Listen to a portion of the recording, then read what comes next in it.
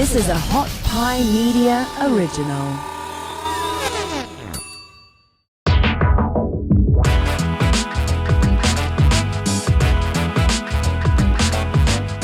Hey, what's up, everybody? Welcome to the DNP-CD Sports Podcast presented by OddsShark. I'm Chad Fisher alongside my co-host Tony Farmer. How you doing, brother? I'm doing awesome, Chad. I'm looking forward to today's show because we're going to be interviewing Tim Burke, most known for his time with the Montreal Expos, all-star pitcher, team record holder for a couple records as well for the Expos. Had a cool career, but more importantly than his baseball career, he's an interesting guy. Yeah, super interesting. He's a really cool guy. He's adopted children with disabilities. That's why he cut his career short. Mm-hmm. He's been a chaplain for several NHL teams. He's had a baseball career. He's a super Packer fan. He's a huge sports fan as well. But interested to talk to him about his time in Major League Baseball. Yeah, man, I can't wait. He's a super interesting guy. I remember watching play when I was a kid. So it's going to be great to talk to him, pick his brain, and then find out about his life outside of baseball and all the things that he's accomplished since then. Yeah, it's going to be fun for sure. But before we bring Tim in, Chad, I was hoping you might be able to tell folks about our lead sponsor, the folks that we love on this show, OddsShark. Yeah, definitely, man. OddsShark is your source for the latest odds from leading authorities, expert editorial content, the hottest sports news, and detailed matchup picks. Looking for statistics and trends for an upcoming game? OddsShark has that too, and it's free. In-depth expert analysis, odds, and trends to help you make the sharp game day picks. They've got decades of stats in their databases, and their insiders give you takes so hot they sizzle. They're your one-stop shop for all your odds info on sports and pop culture events. So if you want to get a better understanding of the odds and the math behind the numbers, how the line is set, why the lines move during the week on the NFL odds list, OddsShark will give you all the tools you need. They are a proven industry powerhouse. OddsShark has info from around the globe, giving you the chance to access the best sports odds on the planet. Whether you want to check out tonight's football odds, this week's hockey or basketball trends, or anything in between, head on over to OddsShark and start thinking like a shark today. That's ODDSSHARK.com. We're going to be using them and pulling from their website a little bit later when we do the NFL preview. You got to go there, man, because you want to get the best number. They show you all the numbers across all these different betting sites because there's a big fluctuation. There's a big difference between a lot of these sites and stuff. And so you want to make sure you're getting the best number. Don't just stick with one site and you just always religiously go to that, man, because you could be getting screwed over. Could be getting a better number if you go to OddsShark and check out all the other odds. Yeah, man, I couldn't agree more. And some people out there are probably thinking, oh, they're just saying nice things about OddsShark because they're their lead sponsor. No, we were using OddsShark before this show even started. And so we're happy to be partnering with them. And like Chad said, they're a great resource, but not just for the numbers. Like Chad mentioned, they've also got great articles on there. They've got great analysts who give you different perspectives on games and matchups and things like that. So definitely check out oddshark.com. But yeah, like we said, without further ado, let's go ahead and bring in Tim Burke, and then we'll talk a little NFL football after that. Our next guest pitched for the Montreal Expos and was their all-time leader in appearances and earned run average. He was an all-star for the Expos and later played for the New York Mets and New York Yankees. He amassed 49 wins, 444 strikeouts, 102 saves with a 2.72 ERA, which, by the way, is lower than several relievers in the Hall of Fame like Raleigh Fingers, Lee Smith, and Dennis Eckersley.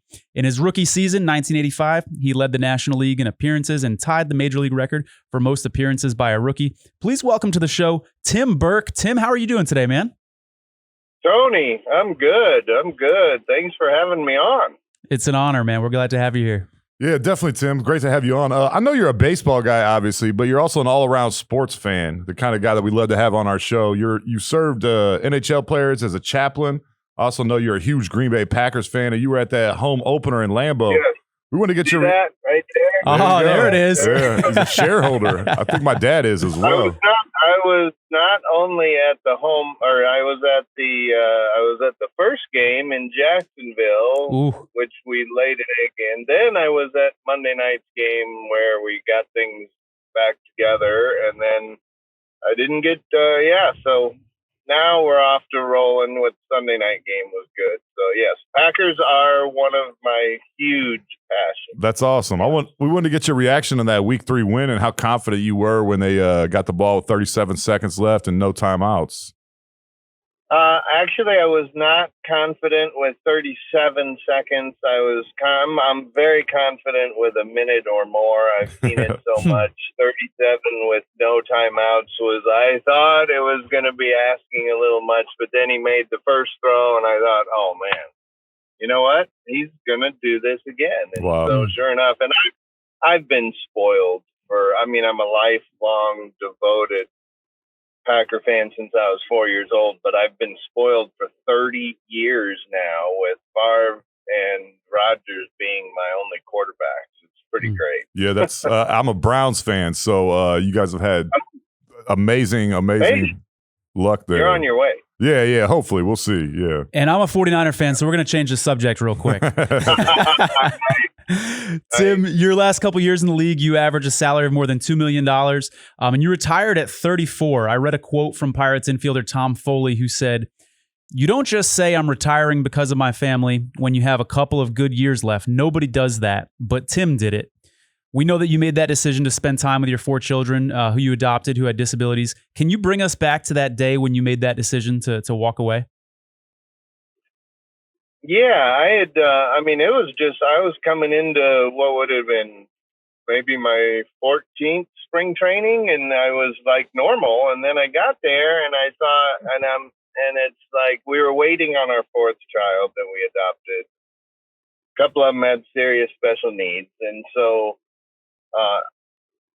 my heart was just, I've always been so just like every athlete. You live for spring training. It's so much fun to get back with the guys, start competing and get another season going and doing what you love. And it was like totally different when I got there because it was like, man, because things are so hard at home with the kids. Christine so overwhelmed with things with the kids, and our daughter had just become brain damaged like a year before that with an open heart surgery. And so my heart was just different, and it wasn't freaked me out for about 10 days and then 10 days of spring training, and then I knew it was like, because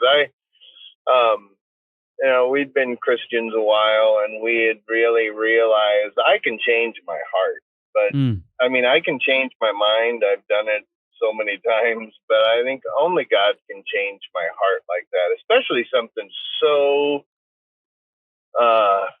deep down in there, passion of baseball and pitching. I knew that it was like, I think I need to get out. I think I need to go home and be home more for the kids and for Christine. And I knew it was I just knew it was the right decision. It was just, didn't make any sense, but I knew it was right for me after a whole lot of thinking and praying and talking to people that I really respected a lot. It was like, it's kind of weird, but this was the right thing. I appreciate you going back to that day. I was going to say, what led you to do that, to take on, to adopt 4 children with special needs? I have a son that just turned a year old a couple days ago, and I'm a first-time father, and it's difficult as all hell for me.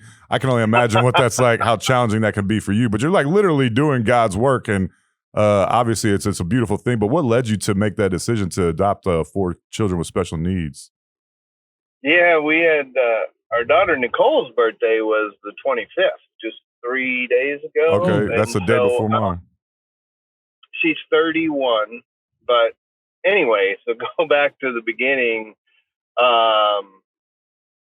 We were planning on having kids, Christine and I, and they just weren't coming. So we decided to have some tests done, and then the test said, "You're probably not." Whoa. Where'd you go? That's okay. Perfect. And that's pretty much what happened to Christine's heart when it just fell apart like my phone did when we found out we weren't going to probably have kids. But she wanted to adopt, and I just thought, my gosh, adoption is so cool. I think people that do it are amazing, but there is no way that I could adopt another person's child and love them. I couldn't.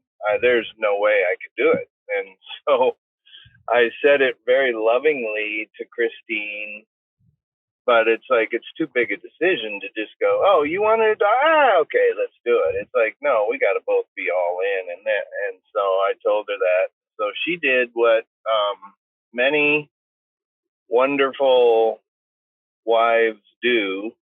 she prayed behind my back for a year. And so then all of a sudden the next spring training, and we didn't talk about it. She was wonderful. She said, I understand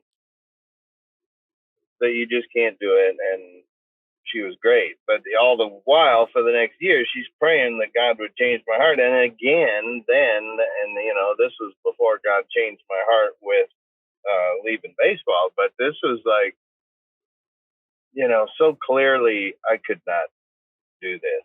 And then I remember in the off season in Omaha, Nebraska, where we're both born and raised, went back there after the season. And I remember we're driving down Dodge Street and I turned to her and it's like, I realized I just have a really deep desire to adopt a little Korean girl. And she just about fell out of the truck. Wow. It was just, it was that clear that it's like, whoa, I went from there's no way to a deep desire. And it was like, you know what? We believe that's from God, and so let's follow it. And that's what got us started. And then it was our first child, Stephanie. She wasn't special needs other than she was just really premature. But the other kids were special needs, one degree or another, and that was just another thing that we felt really led to do. It's obvious talking with you, you have a big heart and that you're a good person, you're a man of faith. But I know at times as a pitcher, you can't be the good guy. You've got to be the intimidating guy. You've got to pitch inside. Sometimes you might need to, have a hit by pitch to defend one of your teammates, et cetera. Can you talk to us about sort of that, I don't want to say bad guy role, but being that intimidating guy on the mound and how that sort of may contradict your personality a little bit? Yeah, and it's not a bad guy deal. It's just my job, and so as a Christian athlete, and I tell these hockey guys this all the time, it's like, God gave you this ability, so you've got to go out. Your biggest obligation is go out and do the very absolute very best you can for him. That's a much better motivation than for your coach or what your general manager's thinking or whatever. And so, man, when I was out there pitching, oh gosh, I became I'm a really laid back guy, but when I got on the field, I was a different guy. I was really animated, and I just really get into it, fist pump and all that, but that was just my passion coming out and everything I had in me. And if you have to drill a guy, you drill him. It's just a part of baseball. Or if you don't pitch inside, you don't last in the major league long at all. So it's like, pitching, there's nothing wrong with that. That's just, you just do it and try and get the guys out and try to do the best you can for the team. And so that aggressive part of it, I just love. That's awesome. The competition and being a pitcher, especially, it's like, hey, it's you and me. It's me and you, hitter, and let's go. Because one of us is going to win and one of us is not. And I love that. So that's awesome. Yeah, that was fun. You had 21 career. You got me all pumped up already. I love Start it. body checking people in the supermarket and stuff. Yeah. You had a 21 career hit by pitches. I'm curious, of those 21, how many of those kind of got away from you a little bit, and how many of those were you maybe trying to send a message? 2 were. Oh, you know the exact number. Yeah, and one was pure. One was sending a message, which is okay. That's you have to do it. One was out of pure, unadulterated anger because I gave up a home run to the hitter before, and we're winning 2-1. We're in Cincinnati, winning 2-1. I give up 2-run homer, bottom of the 8th. Do you remember who? Oh, Eric Davis. Okay.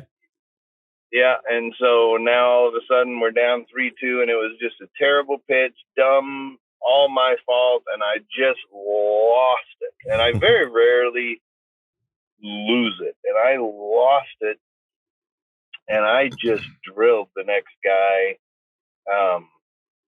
Oh man! You don't remember who it was, do you? I do. I don't really want to tell you. Sure, that's fair. That's fair. Because he was twice my size and so much stronger, he would have killed me. And maybe he might remember this, so I won't say it. But yeah, this is awesome. So anyway, we're just talking. So you and I, this is fun. So anyway, little fun story. I drill him. Both benches empty, no punches thrown, nothing happened. It just diffused. But he was mad. I was mad, and I'm staring at him on the base when he got to second base, and we're just, oh man. And anyway, so the next day comes, and we're having batting practice. They're having batting practice, and then they're coming off the field. We go on the field for batting practice, and as I'm going on the field, I'm kind of all by myself, and I see this guy coming right at me, the guy that I drilled last night. He's coming right at me, and I'm thinking, okay, it's on. And he's going to pummel me. Before my teammates can get to me, I'll be done. So he comes up, and he goes, he comes up, and I'm expecting him to punch me or grab me. He comes up, and he reaches out his hand, and he goes, "Hey man, I'm really sorry. I know you're a Christian. I know you're a good guy. I know you did not try to hit me last night. So I apologize for making a big show of it." And so I'm going, "Hey man, don't worry about it. No problem. That's cool." Internally, I'm thinking to myself, it's like, no, I really did try to put that ball right through your ribs. I was so mad. So anyway, I didn't get beat up, and that's just a little ball story. Yeah, that's a good one, man. I appreciate you sharing that. This is something I've always wondered, Tim. You were really durable in your career, and you made a lot of appearances. As we go back in history, in baseball history, players could pitch every day, no problem. But in your era, and especially today's era, they can't do that anymore. Why do you think players are less durable? They are just, you couldn't pitch every day, but I pitched as often. My arm bounced back so well. I could, like I did. I set the record by rookie year, and then I could pitch a lot. But now, I think nowadays, the game has changed. They don't train pitchers to go 9 innings. They train them to pitch 100 pitches, and then they're very, very overprotective. The analytics have taken over, and so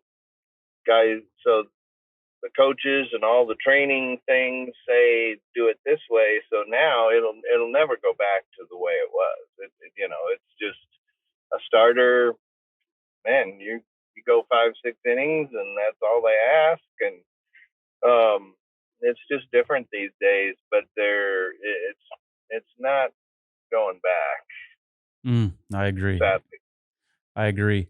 I've been in major league clubhouses as a sports writer before. It's a unique environment, a unique place for people that haven't been in there. I'm curious, any particularly memorable pranks that you remember? You played for 4 different organizations, if you count the Reds there at the end. Any particular memorable stories or pranks? No, but one of the regular ones was I'd never seen it till I got to the big leagues, and I guarantee you they still do this today. They will get a young bat boy that's pretty naive, and the manager, my manager in Montreal was Buck Rogers, and I happened to have been sitting next to him.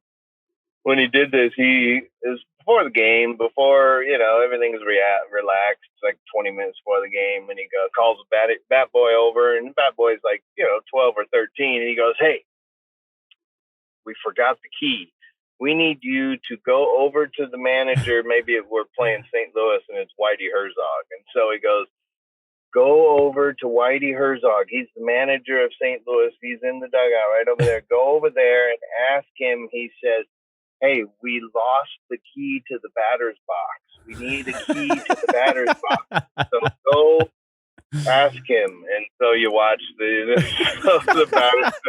The little poor bat boy, he doesn't know what's going on. He runs over there and he does that, and then you could see the guy go, oh yeah, okay. And so he sends them into their locker room, and then he goes go talk to the head equipment guy, and then the head equipment guy will end up saying, oh no, we don't have it. I just sent it over to to Montreal's locker room, so it's over there. So you send the bat boy around like for 20 minutes, and he's panicked and he doesn't know. It's just it's pro sports. We're just a bunch of kids playing a game, and you're just kids, and so you got to do stuff like that just to relieve the pressure, just to have fun, and so those kind of things. Plus, the hot foot in the dugout, or you blow a bubble with your bubble gum and then you put it on the top of the guy's hat. Dennis Martinez used to do that a lot, yeah. And so yeah, just fun little dumb stuff. What you said, the hot foot in the dugout? What is that one? Yeah, well, you get something, you kind of sneak under the bench and you put lighter fluid on the guy's shoelaces, and then you light them. And then, in maybe 30 seconds or, pretty soon it's like, whoa, man, guy's foot is... the shoe's on fire, literally. And so then he looks and and then as soon as you look down and you see it, you've been hot-footed, but also everybody on the bench knows it, and they're all watching to wait for your reaction. So that's a hot foot. And that happened in major league dugouts or in the minor leagues or what? Oh, it happens. I guarantee you it happens. That's a greatest hits one. Yeah, that's going on today. I guarantee you, if there is a big leaguer right there next to you, ask him. And go, oh, hot foot. Oh yeah, we do that. That's awesome. That is awesome. That's hilarious. That's a good one. Tim, I'm wondering. I would like to know, like, what's the difference in culture between the Expos and the Yankees? You played in both markets and media attention and everything like that, obviously. But what was it about the Yankees that made them so distinct and stand out amongst the other clubs? It's funny. I grew up my whole life hating the Yankees. Same. I was a big, big Dodger fan, hated the Yankees. And then I just hated all the drama around them all through the 70s and into the 80s, and then in 92 I'm playing in New York. Well, first of all, I'm in Montreal for 7 years, and hockey is number one in Montreal, not baseball. And so I loved my time in Montreal, but it wasn't real intense as far as the crowds and the whole media intensity. Man, I got traded halfway through the year to the Mets. And the Mets back then, the Mets owned New York, and they were the big team. And so, man, immediately overnight, I get traded to the Mets, and I go there, and it was so much fun, so intense. The fans, the media, everything, and so the energy, the buzz was there. And then the next year, I get traded from the Mets to the Yankees, so we don't have to move. I just drive to a different part of New York, and so. But when I just thought, oh no, I'm going to the Yankees. So I go, and we're actually at home when I got traded. So I drove to Yankee Stadium and thought, okay, this is pretty cool. I'm going to work at Yankee Stadium, the most historic place on earth. And this is kind of cool. And so then I went in the locker room. meet everybody. And Mattingly was the main guy then, and he was the greatest. And so then I get the uniform. I put the uniform on. I go in the bathroom, look into the mirror, and I'm wearing the pinstripes. And I thought, wow, it's almost like a holy moment to just. Mm-hmm. I'm wearing the pinstripes. This is history, And so that was beyond cool to be able to go to Yankee Stadium, work at Yankee Stadium wearing the pinstripes. It was very cool. Yeah, absolutely. You played for them when George Steinbrenner was still there. Did you ever meet George? George, thankfully, it was the year he was suspended. So he wasn't around at all. He couldn't be around because of whatever he did the year before. So all of the employees and the workers behind the scenes, and it was like the greatest year ever for them because they didn't have George breathing down their neck. The boss wasn't around. No, he wasn't around. So hey, I got to ask you, is that a Tom Petty shirt you got on there? Oh, heck yeah. Is it really? That's crazy. I just saw his forehead and I could tell who it was. Eye, Chad. I'm a big Van Morrison fan. I've seen him like 10 times in concert. I'm going to see him next week in San Diego, actually. But Van Morrison? Yeah, Van Morrison is my favorite musician. I named my son after him, actually. My son's name is Van. But that's I heard, so cool. Yeah. I am a off the charts Tom Petty fan. Yeah, I'd seen him before he died 16 times. Oh, wow. And, just love him. Yeah, I heard you're a Clapton fan as well, right? Him and Van Morrison are pretty good buddies. Yeah, they are. That was a cool song they put out together just now recently. Yeah, I was at Clapton. I went to Monday Night Football in Green Bay, flew back to Nashville Tuesday, went and saw Clapton at Bridgestone Arena Tuesday night. So that was just that's awesome. I bet that sounds awesome. Huge blues guy, huge music guy. So we are just off all over the place. It's all good. That's what we do here. Hey, that's the point. We love it. So anyway, my Mount Rushmore would be Springsteen, Petty, Clapton, and probably Seeger. Okay. Mount Rushmore of music. There you go. Yeah, that's awesome. That's awesome. Before we let you go, I got one last question here. You played alongside some huge names. You had teammates Andre Dawson, Tim Raines, Dwight Gooden, Eddie Murray, Bobby Bonilla.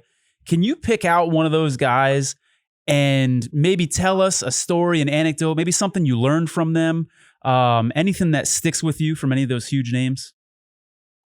I will say Tim Raines. I am so glad he finally got in the Hall of Fame. Absolutely. He got the credit he was due. Yes. And so if you look at him, or interviews all throughout, he's normal, and he's just a normal person when he does an interview. But when you're with him every day for years, he was by far, it wasn't even close. He was by far the funniest player I ever played with. Yeah. He was hilarious. He was always messing with people. Back my first 2 years, Dawson and Raines were both in Montreal, and when I was there, and that was like a big brother, little brother. Tim Raines would be messing with Hawk all the time, where they were hilarious together. Andre Dawson is just intimidating. He's just scary until you get to know him because he's so quiet. Yeah. But Rock was just the funniest, craziest, biggest little kid ever, and you wouldn't know that from interviews or anything. But he was hilarious. I appreciate you sharing that. That's awesome. That's awesome. Make sure you give him a follow on Twitter. He is at Tim Burke 44. Tim, this was an awesome interview, man. You're such an eclectic guy. You've accomplished so much in your career, and it's awesome to get to talk to you. We didn't even get to talk about motorcycles yet, man. We gotta have you on again. More live music and motorcycles. That's my other passion is Green Bay Packers, music, and my biking. Yeah. If you make that trip down to Austin, let us know, man. We'd love to get you on in studio and have a little bit longer conversation and talk to you about some of the things we didn't get to today. I absolutely will, and then you will steer me to some amazing barbecue. Oh, yeah, we barbecue, will. Live music, and spring water if you like swimming. We got you covered for sure. For sure. All right, cool. Awesome. Thanks, Tim. We really appreciate it, brother. Let's do this anytime. I love talking to you. Let's do it anytime. We definitely will. Thank you so much, man. You're the man. All right. Thank you. Peace, brother. All right, we're super proud to announce that the DNP-CD Sports Podcast is now sponsored by BetterHelp. They're our newest sponsor on the show, and we couldn't be happier about that. That's Better, H-E-L-P. Is there something interfering with your happiness or is preventing you from achieving your goals? I was talking to a friend of mine a couple days ago, and we were talking about how therapy has helped both of us, man, and how much happier it's made us and how we're able to we're much more clear-headed, you know what I'm saying, more confident, all these things. And it's all because of therapy, man. It's such an awesome resource, and it's no longer taboo to talk about this stuff, man. You work out, you eat right, you got to take care of your mental as well, man. You got to talk to someone. Just because you go to see a therapist doesn't mean like you got all kinds of problems and stuff, but everyone needs regular maintenance, man. You got to go and talk to somebody about things that are going on in your life. BetterHelp will assess your needs and match you with your own licensed professional therapist. You can start communicating in under 48 hours. It's not a crisis line. It's not self-help. It is professional therapy done securely online. Yeah, and what's cool about it is they have a broad range of experiences. You know, therapists aren't one size fits all. They have therapists that are, expertise is maybe in divorce or trauma or things like that. And so you kind of have a broad range of expertises to choose from with BetterHelp, which is pretty sweet. Whereas the office down the street from you may only have 3 or 4 therapists who have only 3 or 4 areas of expertises. This service is available worldwide. So it doesn't matter where you live, and you can log into your account anytime and send a message to your therapist. Yes, even at 3 a.m. You'll get timely and thoughtful responses. Plus, you can schedule weekly video or phone sessions. You won't ever have to sit in an uncomfortable waiting room as you do with traditional therapy. Yeah, BetterHelp is committed to facilitating great therapeutic matches, so they make it easy and free to change therapists if needed. It's more affordable than traditional offline therapy, and financial aid is available. BetterHelp wants you to start living a happier life today. That's betterhelp.com. Yeah, and if you visit their website, you can read testimonials from real people. I know every time I buy a new product or service, I want to hear from actual individuals that have used that service so that I can hear kind of how well it went for those people. So head on over to betterhelp.com/reviews, and you can actually hear from actual people. Visit betterhelp.com/DNP, that's BetterHelp, H-E-L-P, and join over 1 million people who've taken charge of their mental health with the help of an experienced professional. Yeah, they're getting super popular. In fact, so many people have been using BetterHelp that they are recruiting additional therapists in all 50 states. We have a special offer for our listeners. If you go to BetterHelp, that's HELP.com/DNP, as in did not play, you're going to get 10% off your first month. That's an awesome deal. It's already cheaper than traditional therapy.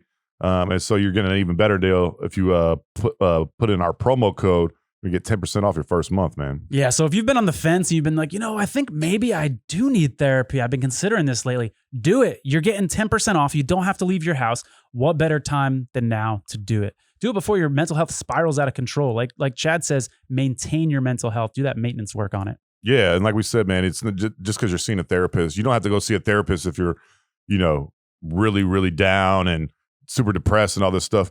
You can go just for checkups, you know what I'm saying? Just Absolutely. to have someone to talk to. It's so comforting to have someone that you can talk to about all the things that are going on in your life. Makes you more confident, makes you more at ease, calms you down, makes you happier, which is super important as well. Couldn't agree more. Yeah, so go to BetterHelp. That's HELP.com/DNP. You're going to get 10% off your first month. All right, folks, now let's move on to our NFL betting segment. Let's talk about these matchups for next week, starting with the Tampa Bay Buccaneers at Philadelphia at the Eagles.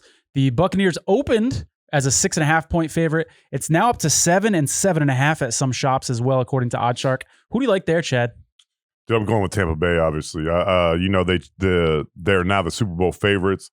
They look pretty good. Obviously, they definitely have some holes, some things they need to correct throughout the season and everything like that. But how do you bet against Tom Brady, man? You and I were talking about this the other day.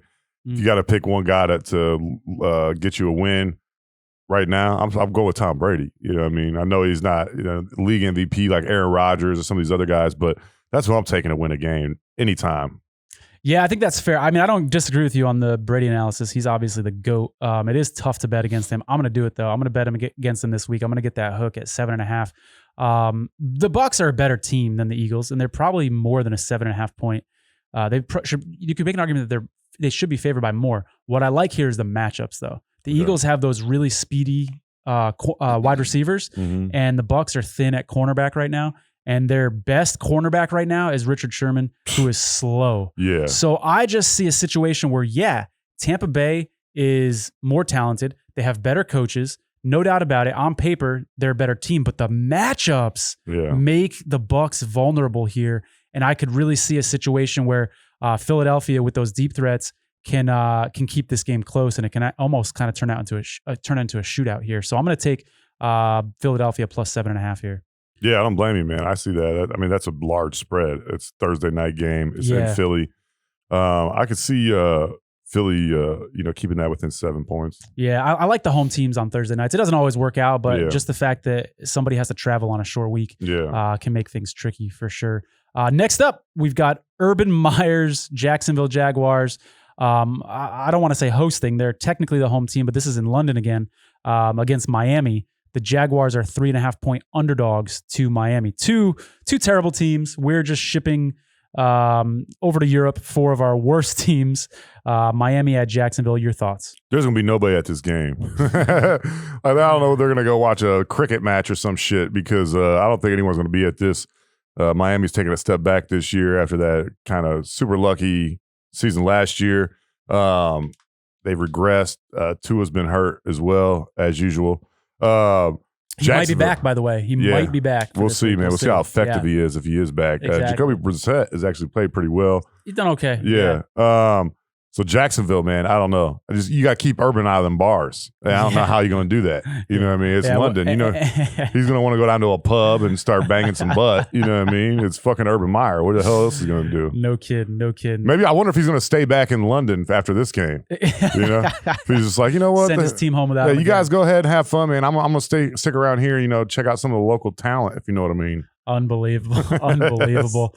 Yeah. I don't want to mess with this game, dude. I would take Miami, I guess, at 3.5 point favorites, but shit. Yeah, if you force me to bet it, I'd have to fade Jacksonville here, but I'd have no interest in touching this game. I will say this, as horrible as that game is, I do like the fact that we have these early games that are starting at 8:30, 9:30 a.m. Yeah, man, you was up early watching this shit the other day, man. Yeah, absolutely, yeah.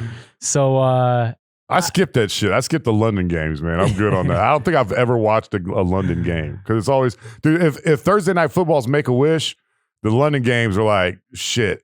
The teams that are about to be that are about to move and shit. That's all. That's the only teams they send there. Teams that are like, you know what? Would Jacksonville miss their team? We'll see. Probably not. Yeah. But I like it, man. Even though it's terrible games, I just feel like a shitty NFL game is better than nothing. I think the better. I agree. But I think the better bet here is over under how many weeks before Urban Meyer is out of Jacksonville. All right, let's set the line right now. What should the line be? I'm going to put it at, I'm going to say week 10. Okay, that's what I was thinking. Yeah. I'm going to take I'm going to take over that. I think he'll last past week 10, but between 10 and 14, he's going to step down. I could see like the last 2 or 3 games him stepping down and doing something else. Probably going to USC or something. You know what I mean? Yeah. He's not going to last the whole season. No, hell no, dude. I don't see that. There's no way in hell they can bring him back, have him, in camp and doing the draft and all that stuff. Nobody on that team respects him, man. I mean, I don't think they did before him banging butt in a fucking shitty Do you steakhouse. know that it was butt or could it have been vagina? I mean, it could have been. It was probably both. He probably had two fingers down there. He's getting a little, the shocker. Little double action. You know what I'm saying? That's Urban Meyer. That shit was hilarious, man. I still can't stop laughing about that shit, man. Yeah. What a goofball. Who would have thought Urban Meyer was a dirtbag? Who would have thought? What a shock. No one knew. What a shock. That came out of left field. All right, moving on here. We got the Green Bay Packers, 4.5 point favorites at the Chicago Bears. Opened at 4.5, still at 4.5. Any thoughts on this one, Chad? Chicago's been a little bit of a surprising team. No one really anticipated them being 3-2 right now, which how in the hell did they get to be 3-2? You know, that's kind of a mystery.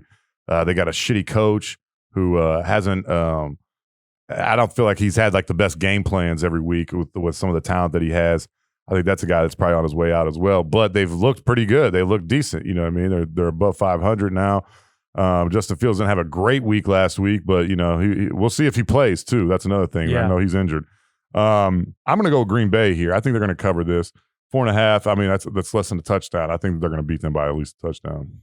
Yeah. I'm not going to touch this one. I hate to keep saying that, but I'm only going to put my money down on a game that I like. And this actually fits a system that I typically like. I like the short home underdogs in a division. Yeah. So I usually like to bet those spots, but I just don't have any faith in the Bears. Yeah, I don't, man. I have no faith in that team.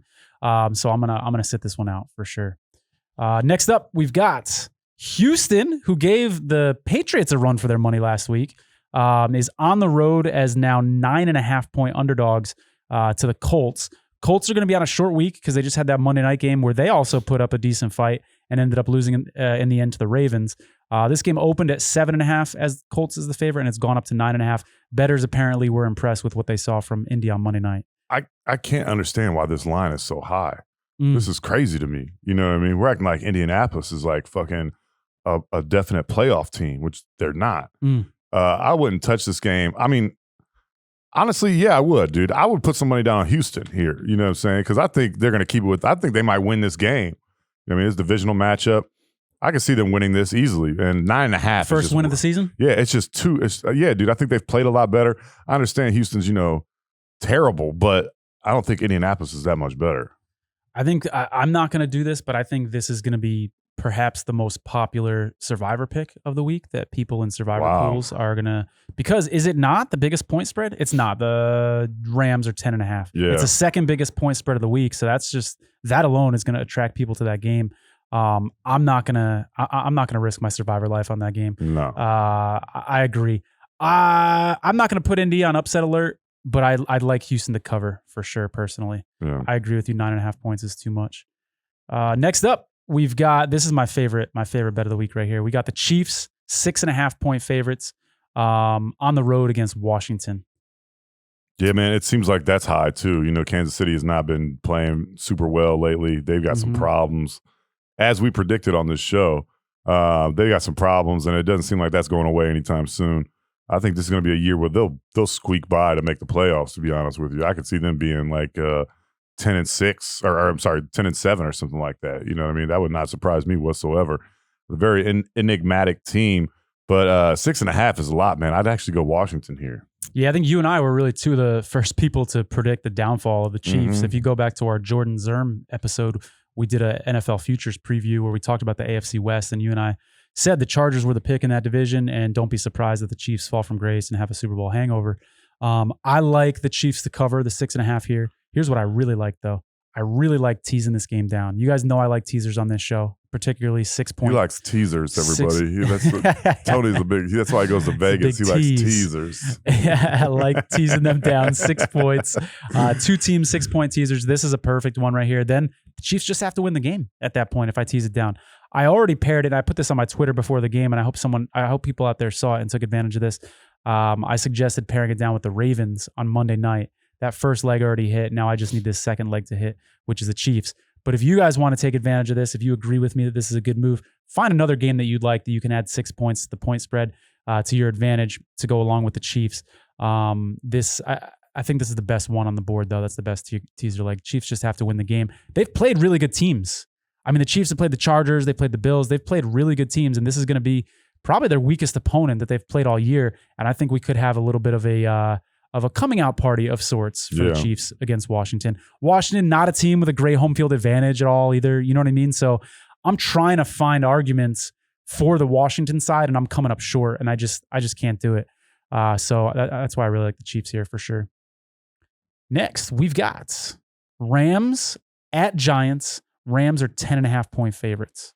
Yeah, I would take the Rams with this one, man. I know it's a large spread, but We don't know if Daniel Jones is going to be playing. The way he looked against Dallas, he better not be playing, So it looked like he was in another world. Yeah, I don't know that he's going to be playing for a couple weeks. He might be out a few weeks. We're talking about his concussion, of course, for those of you who may not have seen it. It was pretty ugly. Saquon Barkley doesn't look. I don't know that he's going to play. Yep. Galladay also got hurt as well. Yep. So they're going to be banged up. They're at home, but 10.5.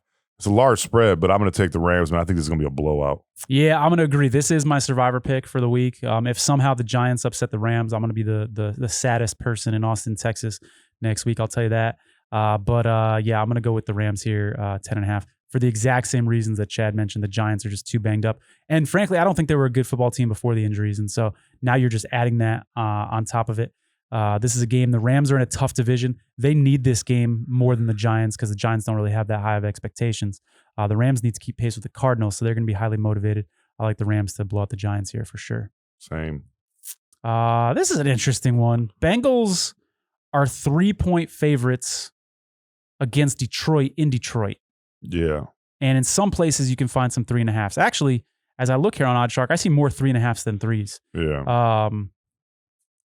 Oh boy, the Lions are just an interesting team, man. They play hard. They play hard. It's tough to blow them out. They scratch and claw.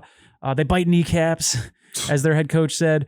So I think the Lions are actually underrated. They're not a good team, but they're not as bad as a lot of people think. They're not as bad as their record suggests. The Bengals are one of the more confusing teams to me.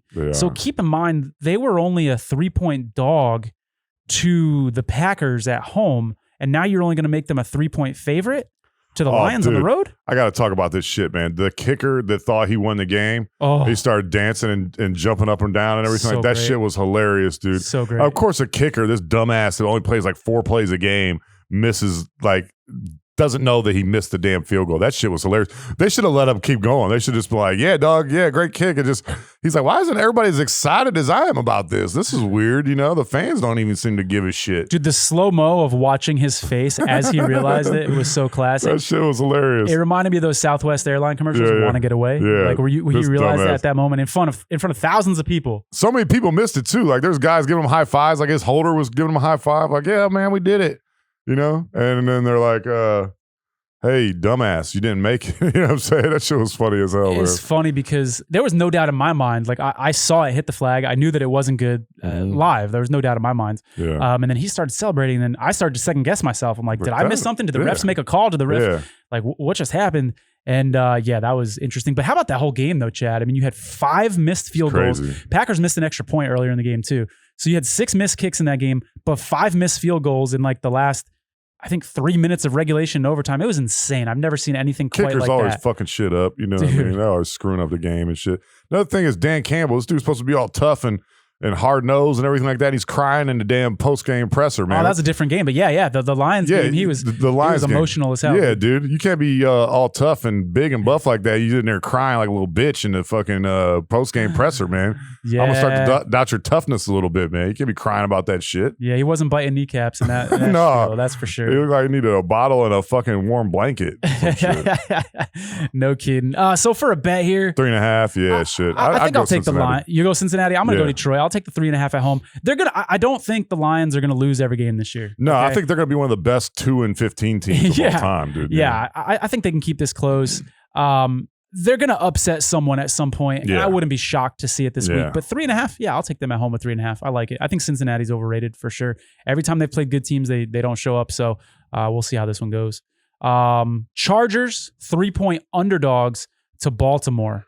I'll tell you what, I can almost promise you people are going to be all over the Chargers this week. Yeah. I think the public is going to love this because the Chargers have never been higher in the minds of bettors right now. People are on that bandwagon. They're starting to look at them. We were earlier in the season, before the season started, but people are starting to look at the Chargers and Justin Herbert as the real deal and as Super Bowl contenders. And now you're going to give those hot Chargers 3 points against Baltimore, who, by the way, is coming off of a short week. This is one of those situations where the line feels fishy. I talk about it a lot. And I think I know why the line's fishy in this case. I think the line's fishy because the Ravens are a damn good running team. Mm-hmm. And the Chargers struggle to stop they cannot. run. Yeah. So fans see this and they go, well, the Chargers are a better team than the Ravens, and you're giving me 3 points? Chargers, done. but let's look at the matchups. Let's look at how these games are played out on the field. How are the Chargers going to stop Lamar Jackson? I don't see them doing it. Yeah, they're going to run for like 200-plus yards. That's the way this team reminds me a lot of the Chiefs from the last few years. In order to beat them, you can run the ball. You can put up, as we saw with the Browns game last week, you can put up 40-plus points against them. They can also score 50. So the thing with the Chargers, I think you have to possess the ball. You got to run the ball. You got to control the clock. You got to keep that offense off the field. When they get on the field, man, it takes 1 or 2 plays, man, and they're so explosive. Justin Herbert is just an amazing quarterback. He's going to be a damn stud in this league for the next 10 or 15 years. Yeah, but I agree. Yeah, but he's gonna be one of the best quarterbacks in this league for a long time to come. Yeah.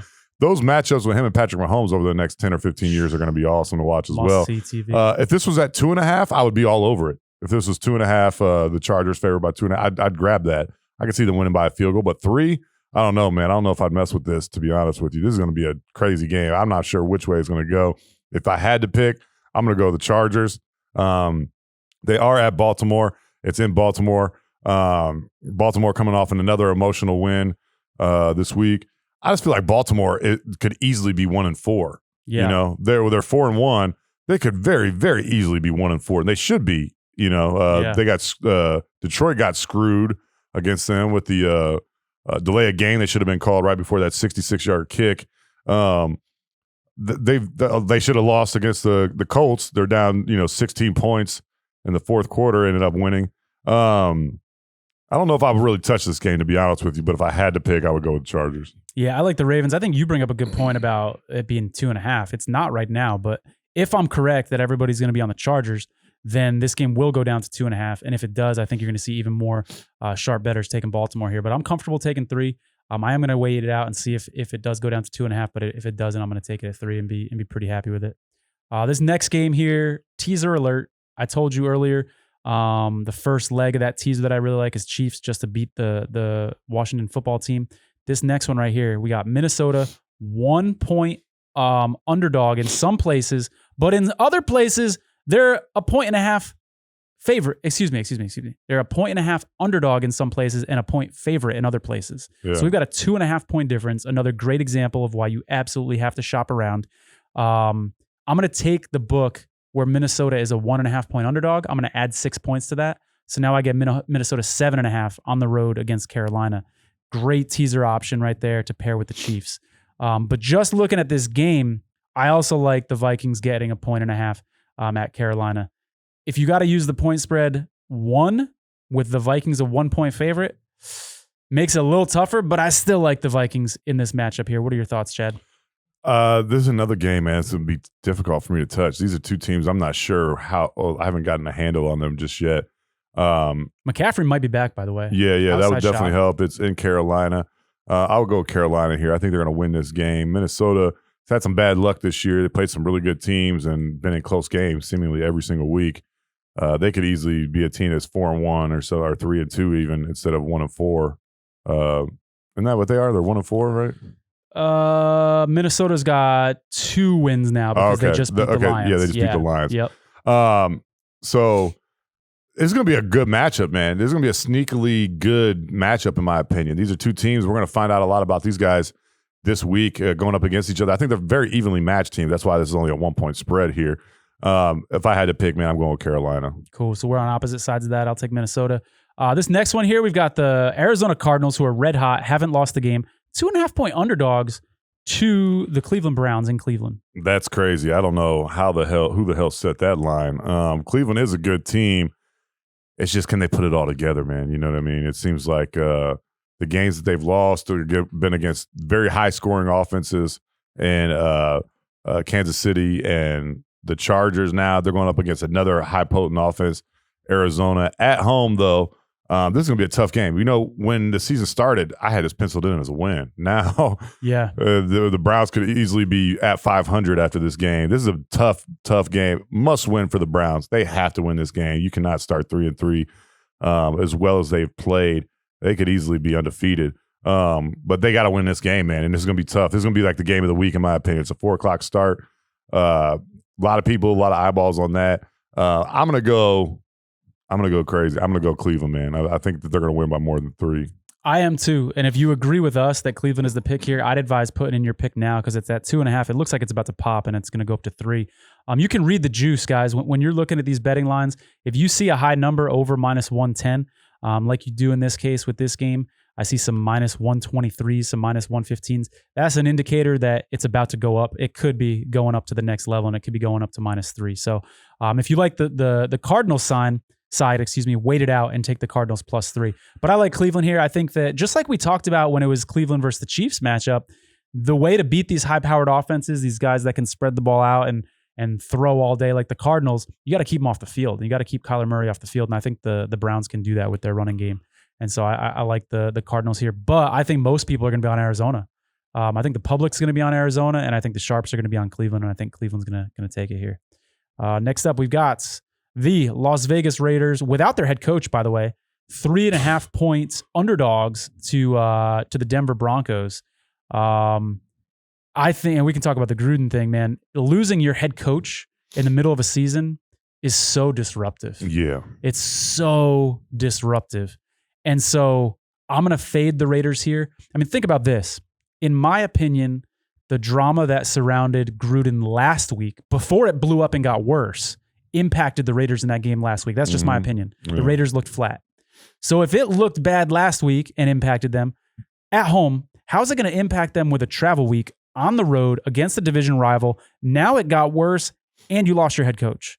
So John Gruden said he's resigning. He doesn't want to be a distraction, but that doesn't mean this week their players aren't going to be asked about it. It's going to be a distraction this week for them, whether you like it or not. And so I like, for that reason alone, plus playing in that thin air in Denver, that's a great home field advantage there. I like the Denver Broncos -3.5 here. Yeah, man, I still can't believe he's no longer the coach. That's crazy as hell to me, man. That still doesn't feel real. It felt like I thought he was going to be there. I mean, he got signed a 10-year deal. You know what I mean? This guy was like untouchable. Davis loved him. Gave him a massive contract. I still can't wrap my head around it, man. You know, I were talking about this last night.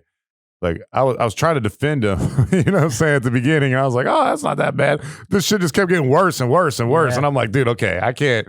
I mean, this was 10 years ago. That's kind of my point. It started with 10 years ago, but then I think the most recent one was like 2018. Oh, wow. And so it has metastasized the story behind it. But I don't know if you knew this, Chad. Do you know where this all started from?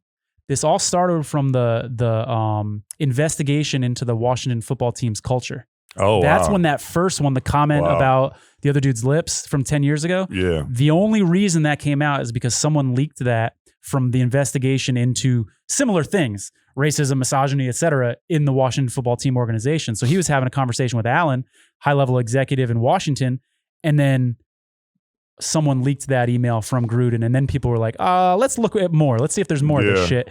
And sure enough, they found some more of that. So I wonder, by the way, you've got this Washington football team executive who's having these conversations that were I'll be very kind and say they were unflattering. Was John Gruden the only person or coach in the league he was talking to? Could there be more people sweating right now that in this investigation, there might be more people who said some shit they shouldn't have 10, 8, 7, 6, 5, 4, 3 years ago? Yeah. That's going to be interesting. It could be, man. Who knows? Like, I'm just going to say John Gruden don't give a shit. That dude don't give a fuck. Like, he'll just say whatever the hell he wants, man. Clearly. Clearly. That dude went after everybody, man. Yeah. God, there ain't nobody left to talk shit about. Dude, I think what sealed it for him, I mean, a lot of that stuff was bad and it's going to offend a lot of people, right? I mean, you had the racism, inappropriate, shouldn't have said it, the misogyny, all that stuff. I think probably what did it is when he was talking shit about Roger Goodell. When he was talking shit about the commission. You can't call your boss derogatory names in an email, no matter what company you work for. You called him gay or something? Yeah. He called him the F word. Yeah. Yep. You can't. Nobody's gonna get away with that. That's hilarious. Though, nobody's gonna get away with that. I mean, it's ballsy. I mean, he lost his job and a lot of money, but those are the details. We got to get back to these picks here in a second, but those are the details that I want to know because this dude had a contract that I think most people would agree he was overpaid. A 10-year head coaching contract is unheard of in the NFL. And so I want to know the details of this. Is that money guaranteed? Were lawyers involved? Was there a buyout? Like, That I think is going to be the next shoe to drop. And I think that's going to be fascinating because if he is getting money out of this contract, people are going to obviously say like, oh, what the heck? You're rewarding bad behavior. Now he's making millions of dollars after doing all these terrible things. Yeah, it's going to be interesting to see where that money lands. It's crazy, man. He just lost a shit ton of money. He did. I'm sure he's fine. You know what I mean? I'm sure he's fine. But he did. And it's going to be interesting, Chad, to see what the players say because after the first comment, players came out in the press and defended him and said things like, that's not the John Gruden we know. It was 10 years ago. They kind of rallied around him. Yeah. But that was before all this extra stuff of what seems to be a pattern over the last 9 years of behavior and comments. So it's going to be interesting to see if those players are still supportive when he's not in the building anymore. It's crazy, man. Yeah, so they're 3.5 point underdogs at Denver. I know you put some money down on Denver there, right? Yeah, dude, I put money down on Denver as soon as I heard the news. Yeah, I think you put money down, then you called me. You know, I saw that news come up real quick before they even mentioned it on Monday Night Football. Yeah. I saw that news come up because I got alerts and shit on my phone. I saw that news come up. I went right to a gambling establishment. I put money down on the Broncos, and then I called Chad. You were like, "Oh shit, man, this is crazy! Plus 3.5. Shit, got to jump on it, man." Yep, exactly. So, you're a shark, man. But that's the mind of a bettor man. You've always got to be thinking about that edge and how you can get it. But I will say this though, the line hasn't moved. Yeah, that's so now I'm starting to second guess myself, and I'm like, shit, why hasn't that line moved? It's got to move. It's got to. Woo. You know, it's got to move by at least a point. I want some good closing line value. If it doesn't move, I'm gonna be second guessing myself. But we'll see how that one works out. Yeah. The hook does scare me a little bit, but I'm still confident about Denver for sure. Next up, we've got it's a good matchup. This is another one here. We got Dallas on the road against New England. New England is a 4-point underdog to the Cowboys. Oh, I can't touch this game, man. Yeah, I probably wouldn't either. But Dallas, that offense, man, Dak is one of the best quarterbacks in the league, man. No doubt. They look pretty good, dude. Dallas looks good. You know, dare I say they've gotten their defense. Their defense isn't atrocious like it was last year. Is it above average? I would say it's got to be like middle of the league. You know what I'm saying? Yeah. I give it like 20-some points to New York, right? Yep. 4.5, man. That's a lot on the road. 4 in some places. Yeah. 4.5. Yep. I would take Dallas here, man, still. I think that they're going to win. I think that they're going to win by more than a touchdown, honestly. Yeah, I'm going to take New England here at home. I think it's just a coaching matchup. I think this is one of the best coaches in the NFL versus one of the worst coaches in the NFL. You give me the better head coach with 4 points at home, I'm going to take that dog. I couldn't agree more. I think, I like the Patriots here. McCarthy is not a good coach, man. That dude seems like he's just a manager. Did you watch Hard Knocks? I didn't actually. Yeah, so I watched It doesn't seem like he's really doing anything besides just like talking a bunch of shit. You know what I mean? It doesn't seem like he's doing a lot of coaching and everything, you know. And then his in-game decision-making process is terrible. Yeah, that's going to cost him a game at some point this year. Mark my words. Yep, no doubt. And actually root for Dallas a lot because a lot of my buddies are big Dallas fans and I want to see them happy.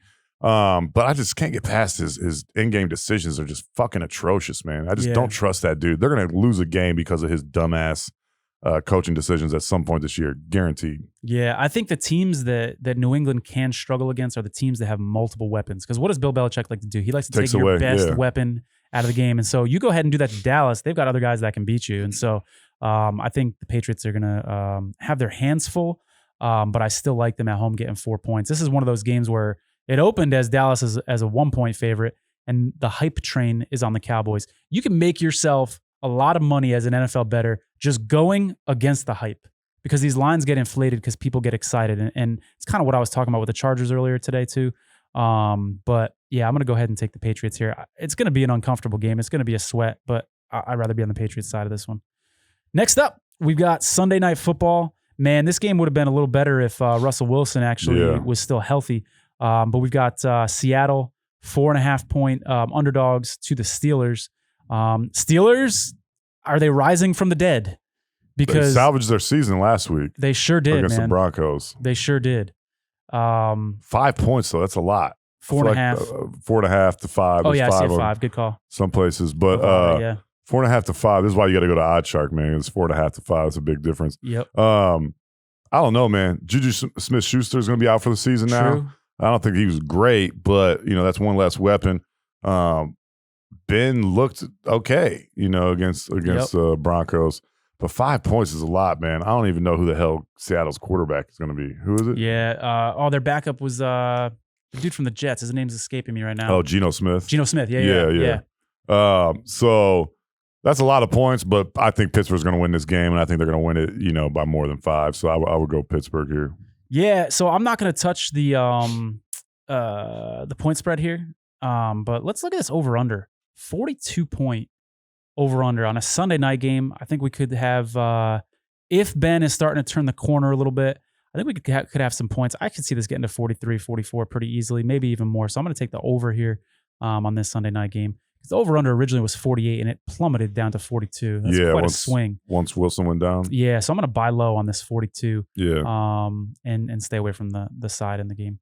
Next up, Monday Night Football, our last game we're going to discuss here. We've got Buffalo at Tennessee. Any game that the Bills are in, the over/under is really high, by the way. And the over/under in this game is either 54 or 53.5. Buffalo is hot. They're another one of these teams that I don't think there's been a point in the season when they've been regarded any higher. Some people are actually starting to say they might be the best team in the league. Where would you put them, Chad? You think they're a top 3 team? What do you think? Absolutely, yeah, dude. After their week 1 stinker against Pittsburgh, at home too, by the way, which was a huge upset. Special teams is why they lost that game. Yeah, though. Buffalo has turned it on, man. They beat the shit out of Kansas City the other night. I mean, that game didn't even seem close. You never really felt like, you always think that Kansas City can come back because they're Kansas City and they got Patrick Mahomes. Yeah. But Buffalo just beat their ass. They're just a way more physical team. They looked way more ready to play. They looked like that game meant more to them as well. Buffalo's a very, very hot team. Them and the Chargers are 2 teams I would not want to touch right now. Yeah, good call. So Buffalo's a 5.5-point favorite. I think they're going to blow out Tennessee. Yeah, I think so too. I would take that. I think Tennessee could get some points, which is why I like the over here. But that Tennessee defense is not good. I'm going to say this every week until they prove me wrong. The Tennessee defense is not good. And the Bills are a juggernaut on offense. Yeah. So I can see this game getting away from Tennessee. I'm not really worried about the backdoor cover.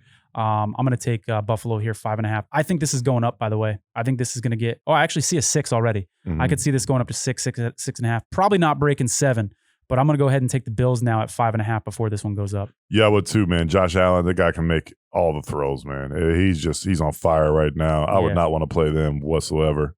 Yeah, for sure. That might be a little AFC title game matchup.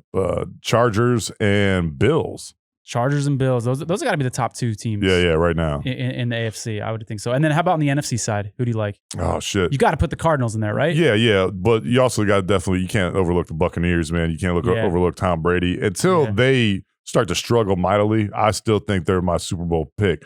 I just can't bet against Tom Brady, man. If you ever thought you could, he proved you that. It proved you wrong last year, man. The guy's he's just an amazing player, man. And you and I were talking about this the other day. You really just have to appreciate it, man, because we don't know how many more years we're going to get of this. It looks like he can play for another 5 or 6 years. And what Tom Brady's doing, I don't think people can even wrap their heads around right now. Yeah, because he's playing at such a high level at his age. And I think we're just used to it, and we take it for granted. And we're just like, oh, Tom had another Pro Bowl season. Tom had another 4-touchdown game. Like 5 last week, which is crazy, dude. Look at guys who are literally like 7-8 years younger than him that are already breaking down. Like Matt Ryan, Ben Roethlisberger. We're already seeing their play decline, and they're not 1 or 2 years younger than him. They're several years younger than him. So what he's doing is incredible. I'd say a testament to his fucking diet, a testament to the plyometrics, to his unconventional training that he does. And at some point, people got to start looking at that and saying, I'm about to start doing this shit. Dude, how can you not, man? Or give me some TB12 gear. I don't give a shit. Not, man. No tomatoes, dude. He doesn't like tomatoes. Yeah, I don't care for tomatoes. Tomatoes promote inflation. So pasta sauce too? You don't do pasta sauce, Chad? I mean, I will, you know what I mean? But I hate tomatoes, man. I used to eat it because I thought they were healthy. I'm learning a lot about you. By the way, I learned a lot about Chad this weekend because stayed at my house. We've been friends for a while, but for the first time ever, I actually watched some football games with Chad. And so I want to bring a couple things up. Go ahead, man. One, Chad's got like the little rewind thing on his TV. Oh, I wear that bitch out.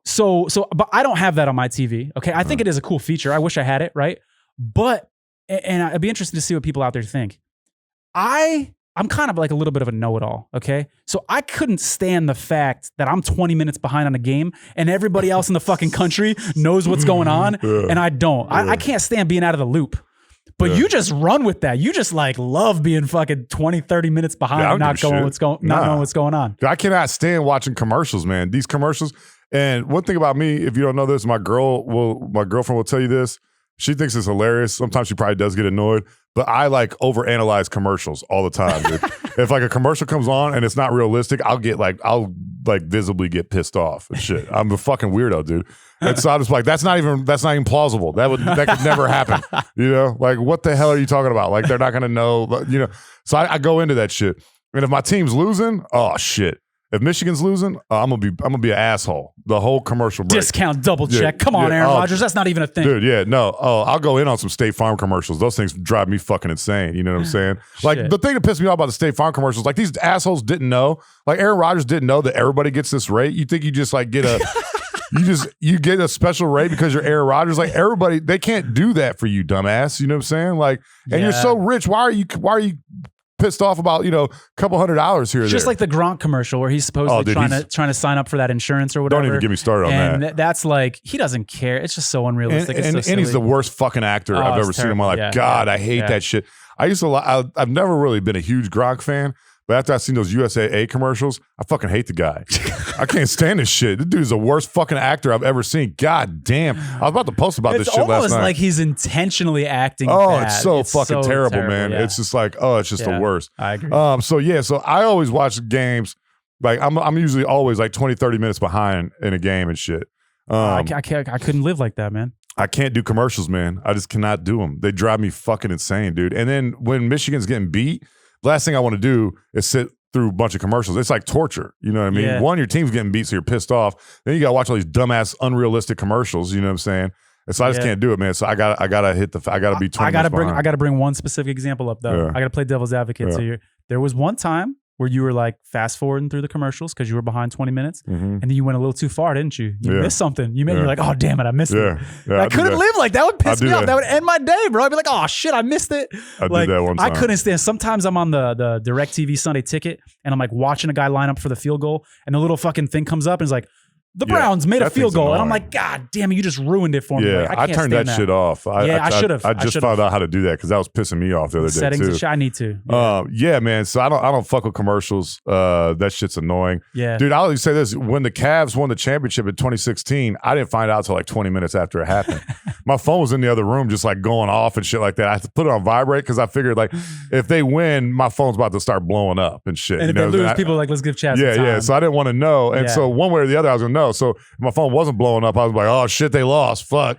And if they won, I didn't want to know right away. But yeah, I was like 20 minutes behind that championship game against the Warriors, Game 7, which is crazy. You know what I mean? But that's how badly I fucking hate commercials, man. So I just can't do it. See, I do a lot of live betting. So that's not even an option for me because I need to know if I'm betting 20 minutes behind, I'm gonna get hurt by the sportsbooks. Yeah, I just can't. I can't handle commercials, man. Let us know if you're a commercial guy. You fucking hit us up on Twitter, man. Let us know. Yeah, I'm curious how you guys watch your games. What's your setup? You watch it on a tablet? You got the split screen going? You got picture in picture? Yeah, I got to be one of the only people that does that, man. I just can't handle it. Can't watch the fucking commercials. What I respect about it, it's not my style. I couldn't do it, but you do have good rationale and good reasonings for why you kind of do it. So I respect that. Yeah. For sure. Anything else you got on me? So Chad also has this beautiful dog who I think it's actually your girlfriend's dog who's spending time with us.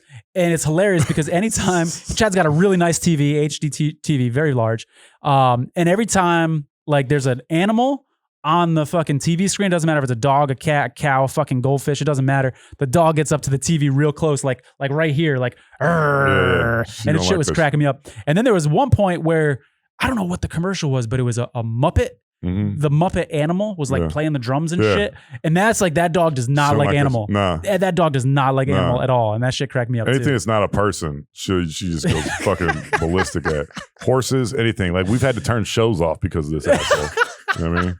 And then ruins the evening. And the other thing you were telling me about the how I wasn't giving a shit about the dog while I was on vacation. Oh shit, this is hilarious.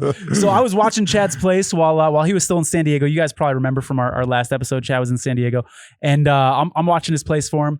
And he's giving me like all these like detailed explanations for his cat. Anybody that knows Chad, he loves this fucking cat. He's got artwork up that his cat has done in his house. Paw prints. He had paw prints. Yeah. He's got awesome. A big photo, like a long photo of his cat in his like kitchen area. It's as big as my wingspan. So this dude loves his cat, okay? So Chad's giving me all these directions for like, yo, make sure you use the filtered water for Tatey. Yeah. And if Tatey gets out, this is how to get Tatey back in because Tatey's an inside cat.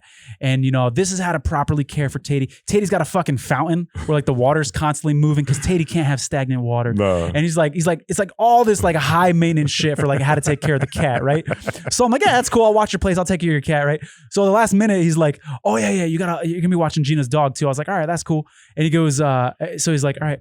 I'm like, so any instructions for the dog? He's like, no, don't worry about it. He'll be fine. It'll be cool. It's a dog. You know how to take care of a dog. You know what I mean? But dude, like I think most people would say that, like most people would agree that a dog requires more work than a cat for most people who aren't obsessed with their cat. Yeah. And so it's hilarious to me that you had all these specific instructions for the cat, and then this dog, you were just like, it'll be fine. It'll be fine. Just like, whatever. Figure it out. No, dude, Tatey is a princess, man. I treat her as such, and I missed her so much. I called you a couple times, I think, and was like, hey man, how's Tatey doing? And you're like, oh yeah, do you want to know about the dog? I'm like, nah, I didn't give a shit. I was gonna fuck with you. See, here's the thing about Chad's love for this cat is that I thought I'm a practical joker. I like to fuck with people, right? So I like what I wanted to do when he's like, oh, how's Tatey? I could be like, oh shit, I haven't seen her for a couple days. Let me go look. I want to like fuck with him like that. But then I was like, he takes this cat so seriously that I couldn't. No, I didn't even want to fuck with him about it. That'd have been your ass. This show would have been over. You'd be looking for a new co-host. We haven't, because I don't play that shit. No, dude, you say anything like that, immediately my heart starts beating way too fast. I know. That's why I didn't go there, man. I'm like, you can leave while you're at it. It crossed my mind. I was like, he takes his cat too seriously. I would not play that shit. I'd be pissed off. Shit's hilarious. But yeah, Tatey's a shit, man. Yeah. So we hope you guys enjoyed this episode. Yeah. Before we head out, Chad, can you tell folks a little bit about OddsShark? Yeah, definitely. OddsShark is your source for the latest odds from leading authorities, expert editorial content, and detailed matchup picks. Looking for statistics and trends for an upcoming game? OddsShark has that too, and it's free. In-depth expert analysis, stats, numbers, and trends to help you make the sharp game day picks. Whether you want to check out tonight's football odds, this week's hockey or basketball trends, or anything in between, head over to OddsShark and start thinking like a shark today. That's ODDSSHARK.com right here on our screen. Check them out, man. That's where we've been pulling all of our numbers from and everything. We appreciate you guys watching the show. Please tell your friends about the show. Visit us on social media. On Twitter, we are at DNP-CD Show. On everything else, we are at DNP-CD Sports. Give us a follow, like all of our fucking videos and shit. Thumbs up on YouTube, subscribe on YouTube, subscribe on iTunes, Spotify, etc. Tell one of your friends about the show, man. We appreciate that big time. Yeah. Next week, we got a good ass week of football this week. We'll be back again next week. Might have some new guests and stuff like that. We'll know shortly. Absolutely. We'll see you guys soon. Yeah, thanks for watching the show. Thanks for listening. Please subscribe. Also check out hotpiemedia.com for all their other podcasts. Give us a follow. We appreciate you guys watching the show. We'll see you guys next week. For Tony, I am Chad. Peace out. Thanks for listening. You can find more episodes and all of our other Hot Pie Media originals baked fresh daily at our home online at hotpiemedia.com, the Hot Pie Media YouTube channel, or wherever you listen to podcasts.